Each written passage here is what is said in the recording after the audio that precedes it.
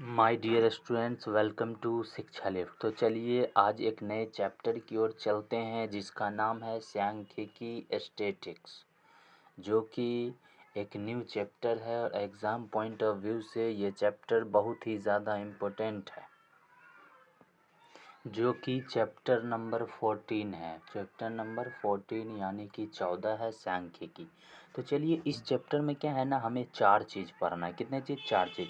पहला हमें पढ़ना है माध्य, दूसरा हमें क्या पढ़ना है? पहला हमें पढ़ना है माध्य, दूसरा हमें पढ़ना है माध्यक, और तीसरा हमें पढ़ना है बहुलक, और चौथा चीज़ हमें पढ़ना है त्वरण। तो हमें क्या है, इस पूरे चैप्टर में इन्हीं 4 चीज़ों को पढ़ना है। और सबसे पहले हम क्या पढ़ेंगे? माध्य पढ़ेंगे। तो देखिए माध्य को यहाँ हमने विद साइन ऑफ एरो करके लिखा दिया है कि माध्य को ए या एक्स से सूचित किया जाता है। माध्य अगर कहीं पर रहेगा तो उसको किससे सूचित करेंगे? ए से या एक्स से, ठीक ना।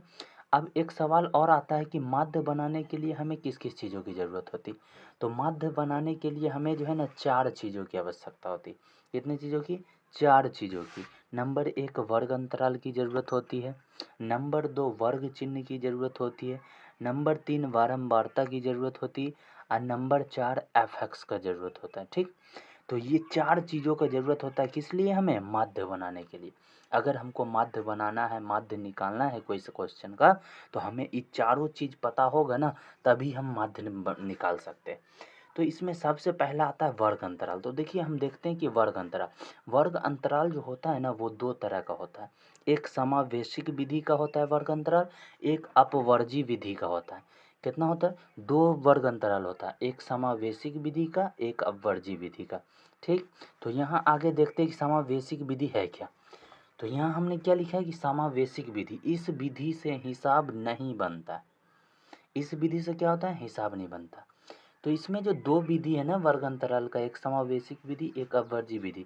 तो समावेशिक विधि से हिसाब नहीं बनता। क्यों नहीं बनता जी? तो यहाँ इसका पहचान दिए हुआ है कि इसमें जो है ना 0 से 5 रहेगा, फिर यहाँ 6 से 11, फिर 12 से 17, फिर 18 से 23, मतलब कोई संख्या मैच नहीं हो रहा। मैच होगा तभी हमारा हिसाब बनता है। तो चलिए आगे हम देखते हैं। यहाँ दूसरा विधि क्या हमारा? दूसरा अपवर्जी विधि। दूसरा हमारा क्या है? अपवर्जी विधि। तो अपवर्जी विधि में इस विधि से हिसाब बनता है। तो इस विधि से क्यों बनता है? क्योंकि इसका पहचान देखिए 0 से 5 हुआ, तो यही 5 फिर यहाँ मैच हो रहा है ना, 5 से 10, फिर यही 10 हमारा यहाँ मैच हो रहा है, तो 10 से 15, फिर यही 15 मैच हो रहा है, तो 15 से 20। तो मतलब जो मैच होगा ना उसी से हिसाब बनेगा, ठीक ना। तो ये हमारा अपवर्जी विधि, हमेशा अपवर्जी विधि रहेगा तभी हमारा हिसाब बनेगा। अब सवाल आता है कि कभी कभी एग्जाम में समावेशिक विधि भी दे देगा, तो आपको आगे हम अभी बताने वाले कि समावेशिक विधि देगा तो उसको अपवर्जी विधि में कन्वर्ट करना है, बदल देना है। समावेशिक विधि को अपवर्जी विधि में बदल देना है और तब हिसाब को बनाना है।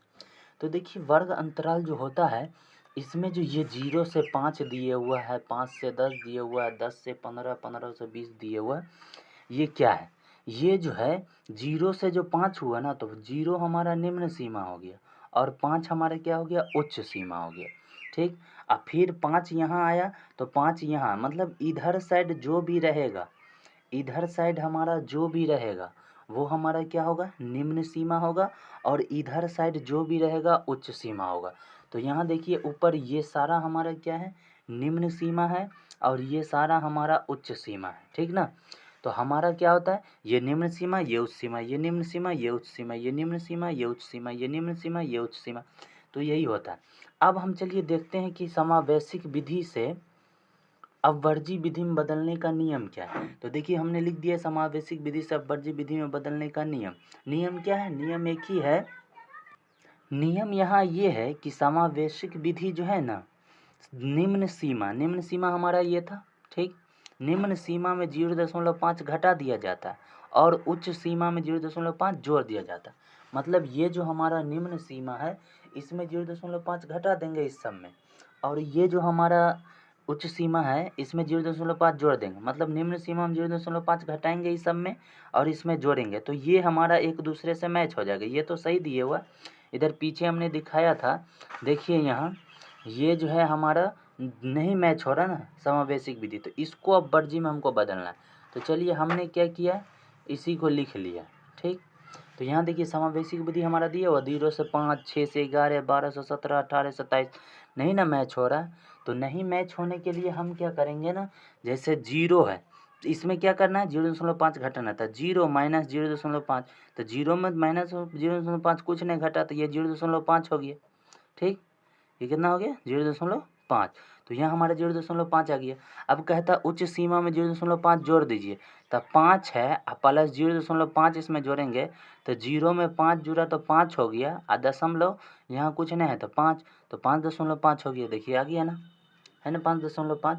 उसके बाद फिर निम्न सीमा में कहता है 6 में 0.5 घटा दीजिए, तो 6 माइनस 0.5 कैसे घटेगा, तो 6 यहाँ 6 दशमलव कुछ नहीं तो 0, और यहाँ घटाना क्या है 0.5।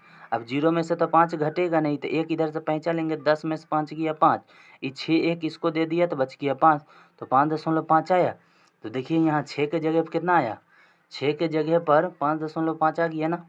उसी तरीके से हम क्या किए, जैसे कि 11 में 0.5 जोड़ेंगे तो 11.0 कुछ नहीं तो, अब 5.5 0.5 जोड़ना है ना, तो 0.5, तो इधर 5 में 0 जुड़ा था 5 हो गया, इधर 11 के 11 तो 11.5। तो यहाँ क्या किए, 11 में 0.5 जोड़े थे 11.5 आ गया। उसी तरीके से 12 में 0.5 घटा देंगे, तो यहाँ 12.0 माइनस 0.5, तो यहाँ 0 में से 5 तो घटेगा नहीं, तो एक पैंचा लेगा ना। एक पैंचा लेने के बाद क्या होगा कि 10 में से 5 गया 5, और ये एक इसको दे दिया तो यहाँ एक बच गया, यहाँ एक बच गया, तो 11.5 हुआ। देखिए यहाँ 12 को हमने लिखा है ना 11.5। उसी तरीके से हमारा क्या है, 17 में 0.5 जोड़ देंगे तो यहाँ 17 दशमलव 0 कुछ नहीं तो 0.5 जुड़ जाएगा, तो यहाँ 5 हो जाएगा, यहाँ 17.5, यहाँ आ गया ना 17.5। अब 18 में यहाँ क्या किए हम कि 18 में जो है 0.5 घटा दिए, तो यहाँ देखिए 18 है 0.0 और 0.5 घटा देंगे तो एक पैंचा लेंगे तो 10 में से 5 गया 5, और यहाँ बच गया 7, एक इसको दे दिया ना तो 7 बच गया, यहाँ एक बच गया, तो 17.5।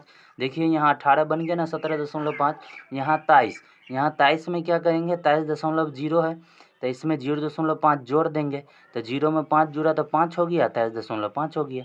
ठीक ना, तो इसी तरीके से हमने क्या किया, समावेशिक विधि को अपवर्ज्य विधि में बदल दिया।